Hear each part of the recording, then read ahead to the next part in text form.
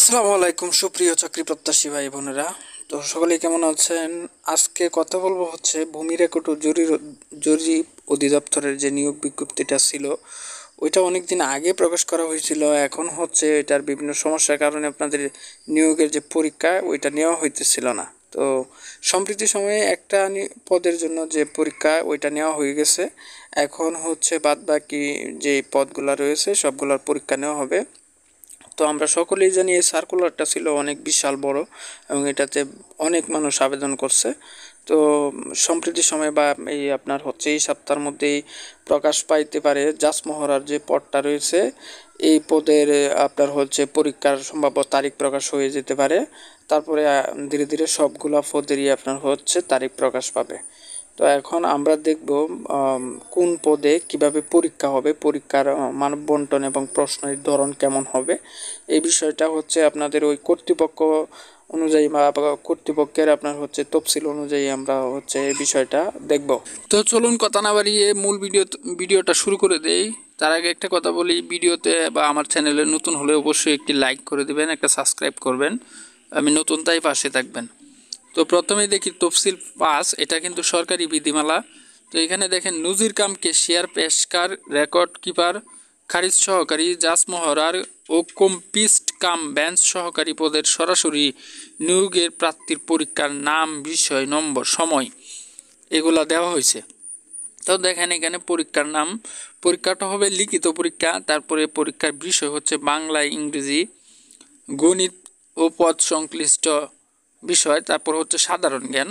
এখন হচ্ছে দেখেন পরীক্ষার নম্বর, বাংলায় আসবে 25 নাম্বার, তারপরে ইংরেজিতে থাকবে হচ্ছে আপনাদের 25, গণিত ও পদ সংশ্লিষ্ট এখান থেকে থাকবে হচ্ছে 30, সাধারণ জ্ঞান 20, মোট হবে 100 নম্বরের পরীক্ষা। সর্বনিম্ন ফাঁসের নম্বর হচ্ছে 50 মার্কস। এখানে 100-র মধ্যে 50 পাইলে আপনি ফাঁস করবেন।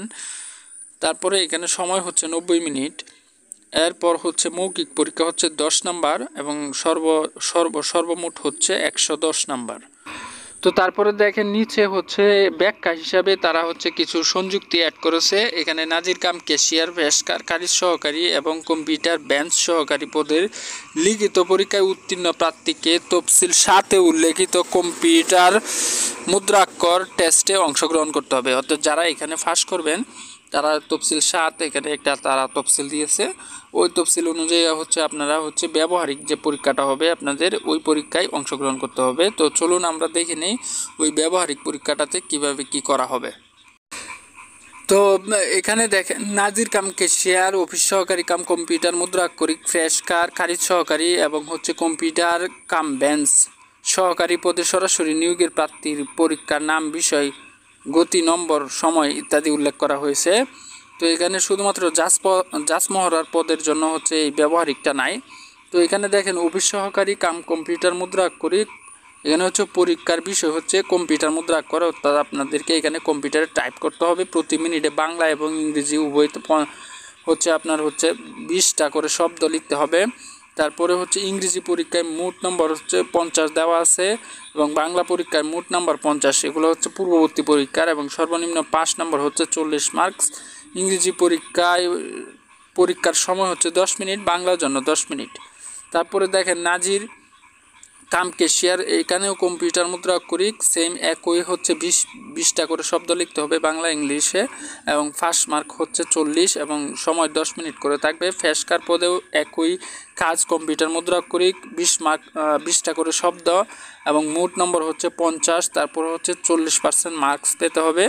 তারপর হচ্ছে 10 মিনিট করে আপনার হচ্ছে পরীক্ষার সময়। তো বিয়ার সেম প্রসেসিংয়ে আপনারা দেখেন এখানে পেশকার, খারিজ সহকারী, কম্পিউটার কাম সহকারী সবগুলা পদে হচ্ছে আপনার হচ্ছে বাংলায় 20 এবং ইংরেজিতে 20টা করে শব্দের গতি থাকতে হবে প্রতি মিনিটে। তারপরে হচ্ছে এখানে দেখেন হচ্ছে ইংরেজি পরীক্ষার মোট নাম্বার হচ্ছে 50, বাংলায় হচ্ছে মোট নাম্বার 50।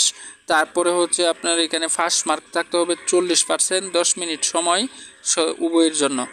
তো তারপরে দেখেন এখানে কিছু ব্যাখ্যা দেওয়া আছে। এবার আমরা হচ্ছে ব্যাখ্যাটা দেখব। এখানে দেখেন এটা খুবই গুরুত্বপূর্ণ, একটু খেয়াল রাখবেন। বাংলা এবং ইংরেজি উভয় প্রকার কম্পিউটার মুদ্রাক্ষরে 5টি স্ট্রোক একটি শব্দ হিসাবে গণ্য করা হবে। অর্থাৎ আপনারা 5টি বর্ণ দিয়ে একটি শব্দ তৈরি করতে পারবেন। এইভাবে হচ্ছে আপনাদের একটা করে শব্দ গণ্য করা হবে। 5% এর অধিক ভুলের ক্ষেত্রে কোনো গতি অর্জিত হয়নি বলিয়া গণ্য হবে। অর্থাৎ আপনারা দেখা গেল যে 100টা ওয়ার্ডের মধ্যে 5টা ওয়ার্ডের উপরে আপনারা ভুল লিখে ফেলছেন, তাহলে হচ্ছে আপনারা সরাসরি ফেল এবং কোনো গতি অর্জিত হয়নি বলে গণ্য হবে। সর্বনিম্ন গতিকে ফার্স্ট নম্বর 40% হিসেবে গণ্য করি। যারা এই ব্যবহারিক পরীক্ষায় অংশগ্রহণ করবেন, এইখানে যারা সর্বনিম্ন গতিতে ফাঁস করবেন, অর্থাৎ আপনাদের হচ্ছে দেখা গেল গতি কম কিন্তু ফাঁস করেছেন, তাদেরকে ফার্স্ট মার্কসটা শুধু দেওয়া হবে 40 মার্কস, এর উপরে দেওয়া হবে না। তো এটাই ছিল ইনফরমেশান। এই ইনফরমেশান অনুযায়ী আপনারা পরীক্ষার প্রস্তুতি নেন। এই নিয়ম অনুযায়ী আপনারা যদি আপনাদের পরীক্ষার প্রস্তুতি নিতে থাকেন, তাহলে আমি আশা করি 100% আপনাদের পরীক্ষা ভালো হবে। তো ভিডিওটি ভালো লাগলে একটা লাইক করে দিবেন এবং সাবস্ক্রাইব করে পাশে থাকবেন। আর হচ্ছে আপনাদের যে কোনো মতামত জানাবেন, কোনো সমস্যা থাকলে অবশ্যই জানাবেন, এবং পরবর্তী কী ভিডিও পেতে চান সেটা কমেন্ট বক্সে বলে দিবেন। অবশ্যই সেই টপিক্সের উপর ভিডিও দেওয়ার চেষ্টা করব। ধন্যবাদ সকলকে।